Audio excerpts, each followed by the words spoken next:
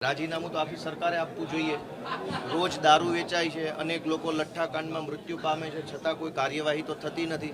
રાજીનામું આખી સરકારે આપી દેવું જોઈએ।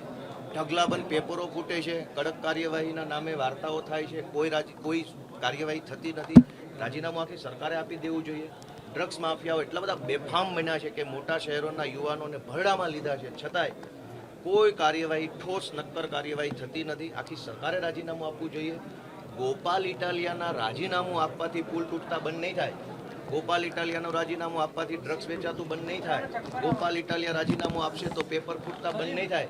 આખી સરકાર રાજીનામું આપશે ત્યારે જ ગુજરાતની જનતાને સોનાનો સૂરજ ઉગશે, ત્યારે જ પેપર ફૂટતા બંધ થશે, બ્રિજ તૂટતા બંધ થશે, નિર્દોષ દીકરીઓને રંજાડતા ગુંડાઓ ત્યારે જ કાબૂમાં આવશે જ્યારે આખી સરકાર રાજીનામું આપશે। તો હું તો વિનંતી કરું છું કે ગુજરાતને સુખી કરવું હોય, ગુજરાતની જનતાને ગુલામીમાંથી મુક્ત કરાવી હોય તો આખી સરકાર રાજીનામું આપે। ગોપાલના રાજીનામાથી શું ફરક પડવાનો?